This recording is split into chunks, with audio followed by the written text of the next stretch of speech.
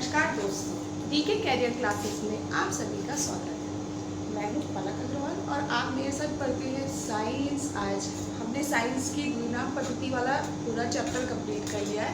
अभी हम लोग नेक्स्ट टॉपिक स्टार्ट कर रहे हैं, कोशिका यानी कि सेल। क्या होती है कोशिका?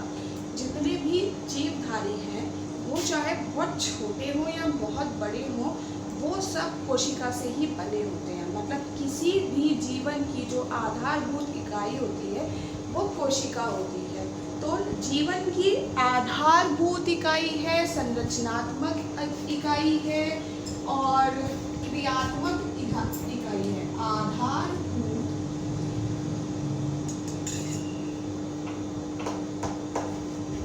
संरचनात्मक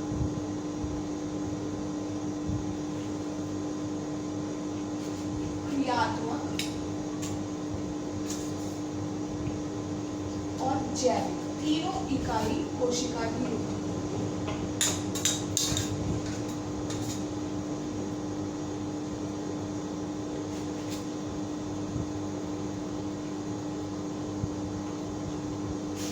मतलब संरचनात्मक यानी कि जितने भी जीव जंतु हैं, पेड़ पौधे हैं, छोटे से छोटे जो माइक्रो ऑर्गेनिज्म होते हैं, बैक्टीरिया है, जो भी है वो सब सेल से ही मिलकर बने हैं, कोशिका से ही मिलकर बने हैं। जो कोशिकाएं होती हैं, जैसे कि हम कोई मकान बनाते हैं, कोई बिल्डिंग बनाते हैं, तो उसमें जो है वो ईंटों से मिलकर बना होता है। तो सेम वैसे ही कोशिका का काम होता है। एक एक ईंट जोड़ के जैसे मकान बनाती है, दीवारें बनाती हैं, सेम वैसे ही कोशिका बनाती है। जैसे कि हम एक एक ईंट जोड़ के दीवारें बनाते हैं और दीवारों से फिर रूम्स तैयार होते हैं, उन रूम से फिर एक घर तैयार होता है, वैसे ही एक एक कोशिका मिलके ऊतक बनाते हैं, ऊतक मिलके ऊतक तंत्र बनाते हैं, वो ऊतक तंत्र मिलके अंग बनाते हैं, अंग से एक पूरा अंग तंत्र बनता है और उससे पूरा एक शरीर बनता है। वैसे ही ये कोशिका कार्य करती है। तो ये हमारी संरचनात्मक, क्रियात्मक और जैविक इकाई होती है।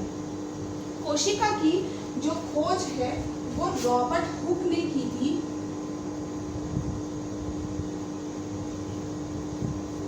1665 में, यानी कि 1665 में रॉबर्ट हुक ने इसकी खोज की थी कोशिका की। उन्होंने इसको सबसे पहले कॉर्क में देखा था। कॉर्क में उन्होंने एक सूक्ष्मदर्शी के द्वारा इसको देखा था। तब उनको पता चला था कि हाँ, कोशिका एक चीज़ होती है जिससे कि छोटी छोटी कोशिकाएं मिलके एक पूरे शरीर का, एक पूरे पौधे का, इन सब का निर्माण करती हैं। कोशिका के बारे में जो बाकी की पूरी डिटेल दी थी वो श्लीडन और श्वान ने दी थी। उन्होंने पूरी एक कोशिका के ऊपर एक पूरा थ्योरी लिखी थी, पूरा एक बुक लिखी थी। श्लीडन एंड श्वान ने पूरी सेल थ्योरी उसमें लिखी है। उन्होंने पूरा उसके बारे में पूरा डिफाइन किया है कि कोशिका क्या होती है, कैसे कार्य करती है और क्या क्या उसके अंदर पार्ट्स होते हैं। दूसरी बात, हमने यहाँ पे संरचनात्मक बता दिया है। फिर आती है क्रियात्मक, यानी कि जितनी भी क्रियाएं हैं वो सब कोशिकाओं के द्वारा ही की जाती हैं। और जैविक इकाई है। दूसरी बात ये होती है कि कोशिका अपने जैसी ही दूसरी कोशिका को जन्म देने में सक्षम होती है। ये एक विभाजन के द्वारा होता है। वो विभाजन भी दो तरह का होता है जिसके बारे में हम आगे पढ़ेंगे। फिलहाल अभी हम पहले कोशिका के बेसिक्स पता कर लेते हैं। उसके बाद में अब ये सब हमारे कोशिका के बारे में हो गया। कोशिका की उपस्थिति के आधार पर जीव जंतुओं को दो प्रकार से बांटा गया है। वो हम आपको पिछले चैप्टर में बता चुके हैं कि एक कोशिकीय जीव और बहुकोशिकीय जीव। एक कोशिकीय जीव वो होते हैं जो सिर्फ एक कोशिका से मिलकर बने होते हैं और बहुकोशिकीय जीव वो होते हैं जो एक से ज़्यादा कोशिकाओं से मिलकर बने होते हैं, वो बहुकोशिकीय हो जाते हैं। तो एक कोशिकीय और बहुकोशिकीय। उसके बाद कोशिका दो तरह की होती है। एक होती है प्रोकैरियोटिक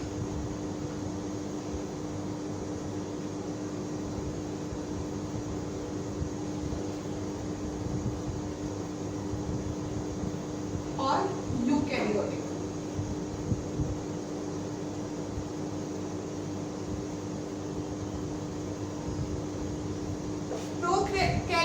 कोशिका हम कह सकते हैं जो प्राथमिक कोशिका है, जो कोशिका का प्राथमिक स्वरूप है वो प्रोकैरियोटिक कोशिकाएं होती हैं।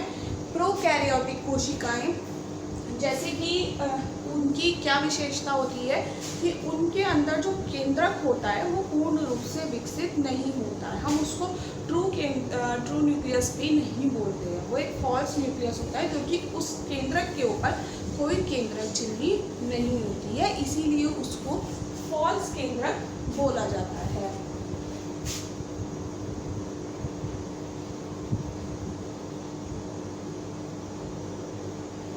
केंद्रक इसका अविकसित होता है। दूसरा, इसमें जो राइबोसोम्स होते हैं वो 70S टाइप के होते हैं। राइबोसोम भी दो प्रकार के होते हैं, तो उसमें से जो 70S जो प्राथमिक राइबोसोम है वो वाला इसमें पाया जाता है। 70S टाइप का राइबोसोम इसमें पाया जाता है। दूसरी बात, इसमें जो डीएनए होता है उसमें जो मेन प्रोटीन होती है वो प्रोटीन से कनेक्टेड भी नहीं होता है, और उसमें जो मेन प्रोटीन हिस्टोन प्रोटीन होती है वो एब्सेंट होती है इसके डीएनए में। मतलब डीएनए भी पूरी तरह से विकसित नहीं होता है। इसके केंद्रक के चारों तरफ केंद्रक झिल्ली नहीं होती है और केंद्रक भी नहीं होता है, न्यूक्लियोलस भी नहीं होता है प्रोकैरियोटिक कोशिकाओं के अंदर। प्रोकैरियोटिक कोशिका में बाकी के जो कोशिका के अंग होते हैं, कोशिकांग होते हैं, वो कुछ भी नहीं होते हैं, जैसे कि माइटोकॉन्ड्रिया है, एंडोप्लाज्मिक रेटिकुलम है, गोल्जी बॉडीज़ है या आपके लवक हैं, वो कुछ भी उसके अंदर नहीं पाया जाता है। वो सब यूकेरियोटिक कोशिका में पाया जाता है। प्रोकैरियोटिक कोशिका में ये कुछ भी नहीं होता है। इसमें गुणसूत्र की संख्या सिर्फ 1 होती है, और यूकेरियोटिक कोशिकाओं में अलग अलग जीवों में गुणसूत्रों की संख्या अलग अलग होती है। इसमें सिर्फ 1 गुणसूत्र होता है। और दूसरी बात यह है कि यूकेरियोटिक कोशिकाओं में जो गुणसूत्र होते हैं वो पेयर्स में होते हैं, वो सिंगल गुणसूत्र नहीं होते हैं, वो पेयर्स में होते हैं। इस प्रकार की जो कोशिकाएं हैं वो नील हरित शैवाल में पाई जाती है। ये हमने जब बीनाम पद्धति में आपको पूरा क्लासिफिकेशन करवाया था, उसमें आपको बता दिया था कि किसमें प्रोकैरियोटिक कोशिकाएं होती हैं और किसमें यूकेरियोटिक कोशिकाएं होती हैं। अब यूकेरियोटिक कोशिकाओं में पूर्ण विकसित केंद्रक होता है, उसमें केंद्रिक झिल्ली और केंद्रिक भी होता है, केंद्रिका झिल्ली भी होती है। इसमें सारे कोशिकांग होते हैं, माइटोकॉन्ड्रिया हैं आपकी, गोल्जी बॉडीज, एंडोप्लाज्मिक रेटिकुलम, जितने भी कोशिकांग होते हैं वो सब यूकेरियोटिक कोशिकाओं में प्रेजेंट होते हैं। उसके बाद इसमें ज़्यादा गुणसूत्र होते हैं, और दूसरी बात इसमें पेयर्स में गुणसूत्र होते हैं, इसमें सिंगल गुणसूत्र नहीं पाए जाते हैं। जैसे कि ह्यूमंस में 23 पेयर्स या 46 गुणसूत्र होते हैं, 23 जोड़े या 46 गुणसूत्र होते हैं, लेकिन इसमें गुणसूत्र हमेशा जोड़े में होते हैं। अगर एक भी गुणसूत्र कम या ज़्यादा हो जाता है तो वो किसी न किसी बीमारी का सूचक बन जाता है। कुछ बच्चों में जैसे कुछ बीमारियां होती हैं तो वो इसी वजह से होती है, जो जन्मजात बीमारियां होती हैं। ये मोस्टली सभी पौधों और जंतुओं में मिलती हैं यूकेरियोटिक कोशिकाएं। अब एक नेक्स्ट चीज़ है कि जो संसार की जो सबसे छोटी कोशिका होती है वो माइक्रोप्लाज्मा, संसार की सबसे छोटी कोशिका माइक्रोप्लाज्मा गैलीसेप्टिकम में होती है।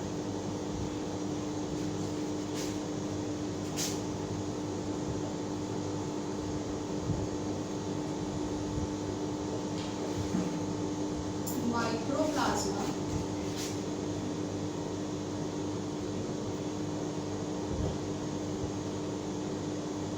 सेप्टिकम में सबसे छोटी, ये सबसे छोटी कोशिका का नाम है। ये एक परजीवी होता है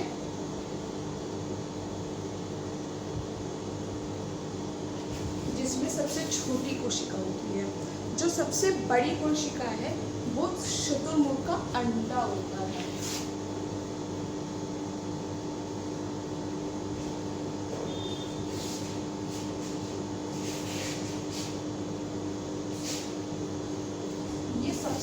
बड़ी कोशिका होती है।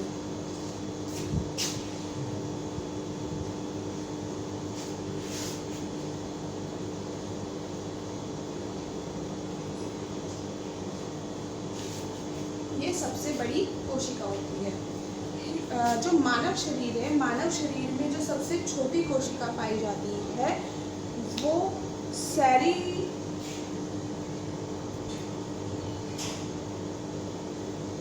मानव शरीर की सबसे छोटी कोशिका सेरिबैलम की ग्रैन्युलर सेल्स होती हैं। अब आप यहाँ पे मानव शरीर का बता रहे हैं आपको।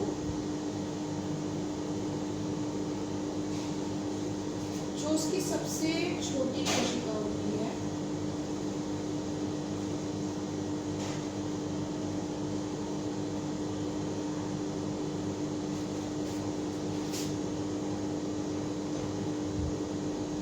वो सेरिबैलम होती है, उसकी ग्लैंड्स।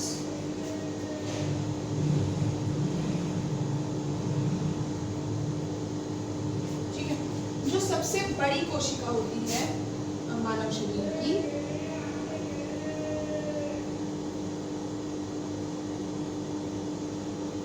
वो अंडाणु होता है। और जो सबसे लंबी कोशिका होती है वो तंत्रिका कोशिका होती है।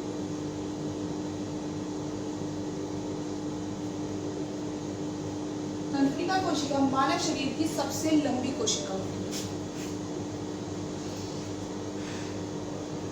जिसको हम न्यूरॉन बोलते हैं, जिसको हम न्यूरॉन्स कहते हैं।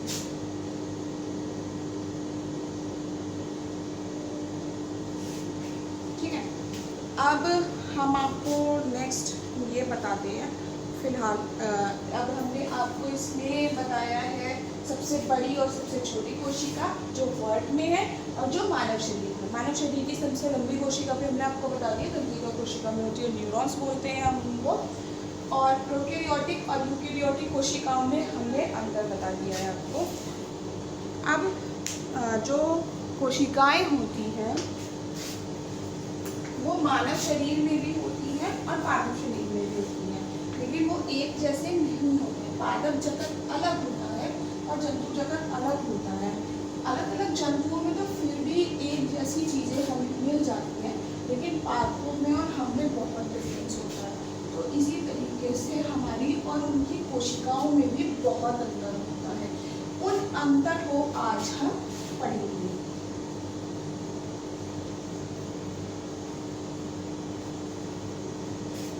फ्रेंड्स, एक और चीज़ है, कुछ एग्ज़ाम्स आ रहे हैं, आप लोग प्रिपरेशन कर रहे हैं तो प्रॉपर प्रिपरेशन कीजिए, टाइम टेबल प्रॉपर बनाइए। मैं हर बार बोलती हूँ कि आप अपना प्रॉपर टाइम टेबल बनाइए, उसको प्रॉपरली फॉलो कीजिए, वो सबसे ज़्यादा ज़रूरी है। और सबसे ज़्यादा ज़रूरी है आपका रिवीजन। अगर आपके एग्ज़ाम्स पास में ही है तो कुछ भी नया पढ़ने की जगह आप जो पुराना है उसको ही रिवाइज कीजिए, वो ज़्यादा बेटर होता है। उससे हम उसको और अच्छे से कर सकते हैं। हर एग्ज़ाम में सब्जेक्ट वाइज मार्क्स रिवीजन होते हैं, उन मार्क्स को ज़रूर आप देखिए कि किस सब्जेक्ट में ज़्यादा मार्क्स मिल रहे हैं, कहाँ आप ज़्यादा गेन कर सकते हैं, जहाँ पे आप क्लियर कर सकते हैं एग्ज़ाम्स क्लियर करना बहुत ज़रूरी है। इससे आपका कॉन्फिडेंस लेवल भी बढ़ता है। पुराने एग्ज़ाम्स पेपर हैं उनको सॉल्व कीजिए, टाइम का ज़रूर ध्यान रखिए क्योंकि वहाँ पे लिमिटेड टाइम होता है, जिसमें क्वेश्चन पेपर रीड करना, उसको सॉल्व करना और उसके बाद टिक मार्क करना बहुत ज़रूरी है। तो एक सबसे इम्पॉर्टेंट बात होती है, कभी भी बहुत ज़्यादा जल्दी में नहीं करना चाहिए क्वेश्चन पेपर, और टेंशन नहीं लेनी चाहिए कि इतना ही टाइम है या उतना ही टाइम है। अगर आप पहले से मैनेजमेंट करना सीख जाएंगे, पहले से क्वेश्चन पेपर आप लिमिटेड टाइम में सॉल्व करना सीख जाएंगे, तो वहाँ आपको प्रॉब्लम नहीं होगी। थोड़े बहुत अगर होता है कुछ, कई बार क्वेश्चन पेपर ज़्यादा टिपिकल होते हैं तो वो आप इजीली सॉल्व कर पाएंगे।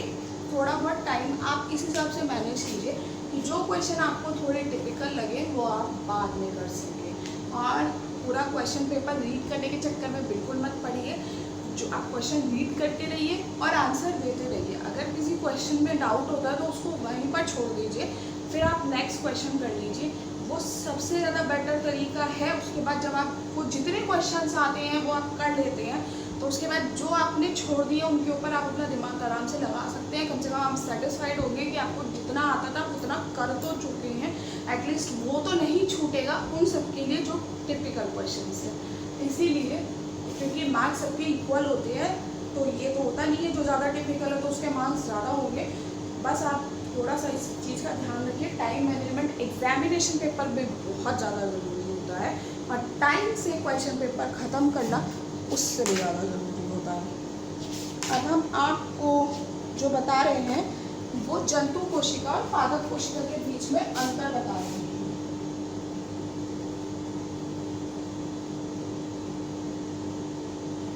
और सबसे बड़ी बात, आप वीडियो जब रीड करते हैं, सुनते हैं, तो प्लीज़ उसको एक कॉपी पे नोट करते जाइए, जिससे कि आपको बाद में रिवीजन करने में प्रॉब्लम नहीं हो।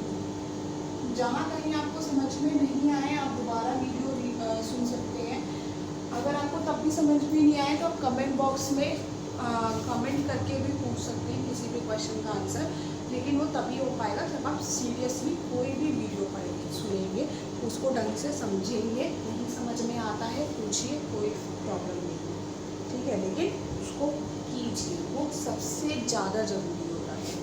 अब हम जंतु कोशिका और पादप कोशिका का डिफरेंस पढ़ रहे हैं, तो वो एक बहुत इम्पॉर्टेंट क्वेश्चन है। आते ही है कि जंतु कोशिका और पादप कोशिका में, मतलब कई बार पूछ लेते हैं कि ये किस में नहीं होता है, कि ये जंतु कोशिका में नहीं होता है या पादप कोशिका में नहीं होता है, दोनों में ही नहीं होता। तो वो आपको जब तक नहीं पता होगा आप नहीं कर पाएंगे। तो सबसे पहला होता है कि इनका आकार कैसा होता है। जंतु कोशिका पादप कोशिका से साइज में थोड़ी छोटी होती है। इस चीज़ का ध्यान रखिएगा कि जंतु कोशिका पादप कोशिका से थोड़ी छोटी होती है। उनका साइज़, वैसे भी किसी भी कोशिका का साइज़ बहुत छोटा होता है, ज़्यादा बड़ी नहीं होती है। हमारा जो शरीर है वो भी बहुत सारी कोशिकाओं से मिलकर बना है। वो लगभग जो हमारा शरीर है उसमें बहुत सारी कोशिकाएं होती हैं, लगभग 4 × 10⁻30, मतलब इतनी कोशिकाएं लगभग हमारे शरीर में होती हैं। इससे कम या ज़्यादा भी हो सकती हैं, वो डिपेंड करता है, लेकिन ऑलमोस्ट इतनी, मतलब एक एवरेज लगाया गया है कि ऑलमोस्ट इतनी कोशिकाएं हमारे शरीर में होती हैं, ठीक है। तो जंतु कोशिका जो होती है वो पादप कोशिका से साइज में थोड़ी छोटी होती हैं। इनका जो साइज होता है वो 10 to 30 मिली माइक्रोन होता है, ओके।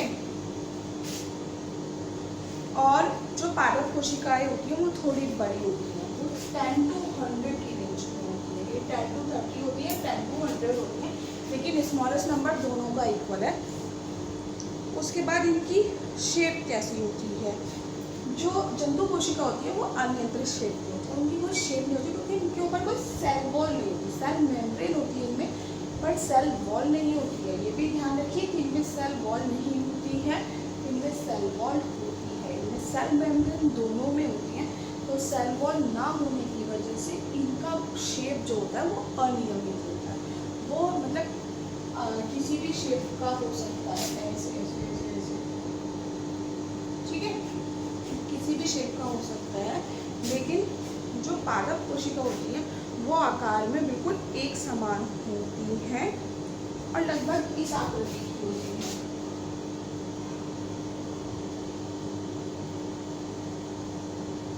लगभग इस आकृति की होती है जो पादप कोशिकाएं होती है। जंतु कोशिकाओं की कोई शेप नहीं होती है। ये मैंने आपको बता दिया कि एक में सेल वॉल होती है और एक में सेल वॉल नहीं होती है। इसमें जो कोशिकाओं के आकार में जो वृद्धि होती है वो कोशिकाओं की संख्या में जब वृद्धि होती है उससे होती है। लेकिन इसमें जो होती है,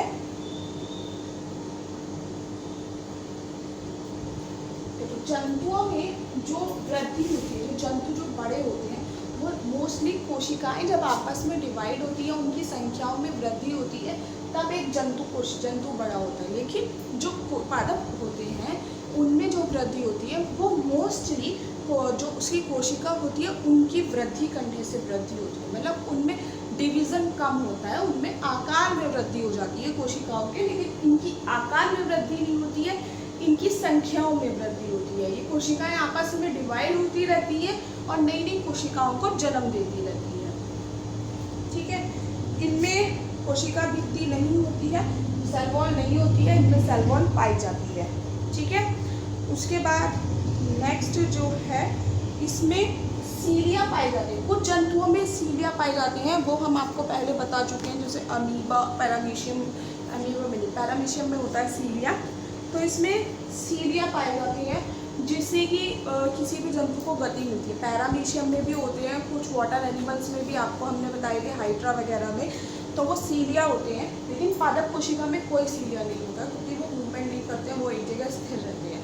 ठीक है, उसके बाद इनमें लवक पाए जाते हैं। पादप कोशिका में लवक पाए जाते हैं, जंतु कोशिका में लवक नहीं पाए जाते हैं। पादप कोशिका में जो लवक का कार्य होता है वो होता है कि जैसे कि हरित लवक है, वो मेनली प्रकाश संश्लेषण के लिए जिम्मेदार होता है और वो ग्रीन कलर का होता है। तो जो लीव्स का कलर ग्रीन होता है, जो पत्तियां हरे रंग की होती हैं, वो हरित लवक के कारण होती हैं।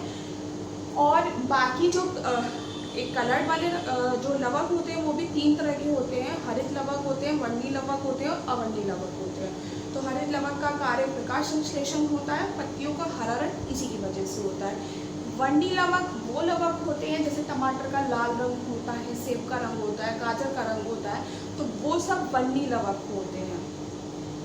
और उसके बाद अवर्णी लवक होते हैं जो कलरलेस होते हैं, जैसे कि आपके आलू का रंग होता है, तो वो सब कलरलेस होते हैं। ठीक है, तो वो लवक पादपों में पाए जाते हैं, तंतुओं में नहीं पाए जाते हैं। ठीक है, उसके बाद हमारा जो नेक्स्ट है इसमें साइटोसो, जब कोशिका विभाजित होती है तो उसमें कुछ मतलब अलग अलग तरह की क्रियाएं होती हैं। उनमें क्रियाएं होती हैं कि साइटोकाइनेसिस एक बनता है, वो इस तरीके से होता है, तारे की तरह होता है, तो वो इसमें बनता है, इसमें नहीं बनता है। जंतु कोशिका में बनता है, पादप कोशिका में नहीं होता है साइटोकाइनेसिस।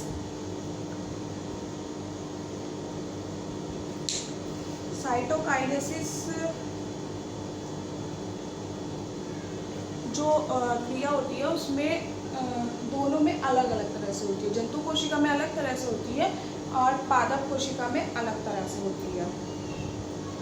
रसधानी, इसमें छोटी बड़ी रसधानियाँ वैक्यूल्स पाए जाते हैं। इसमें वैक्यूल्स बहुत बड़े होते हैं, बड़ी केंद्रीय रसधानी होती है। इसमें छोटी छोटी होती है वैक्यूल्स, ऐसे इसमें बड़ी होती है ऐसे।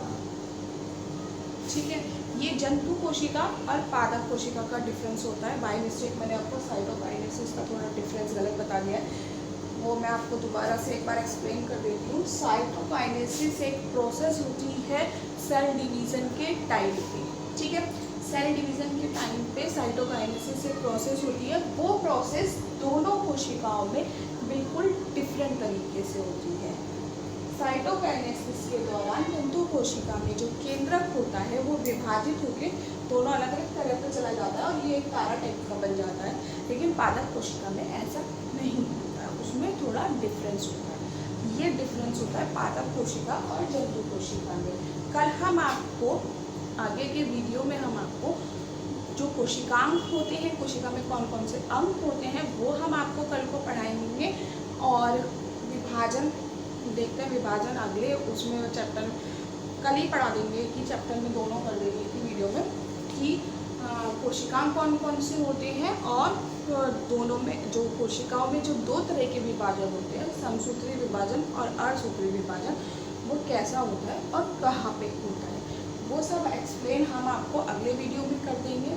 Thank you so much. अगर आपको ये वीडियो पसंद आया हो तो please like, comment and share कीजिए। एंड अगर कोई भी प्रॉब्लम हो तो आप पूछ सकते हैं कमेंट सेक्शन में कमेंट करके। Thank you so much.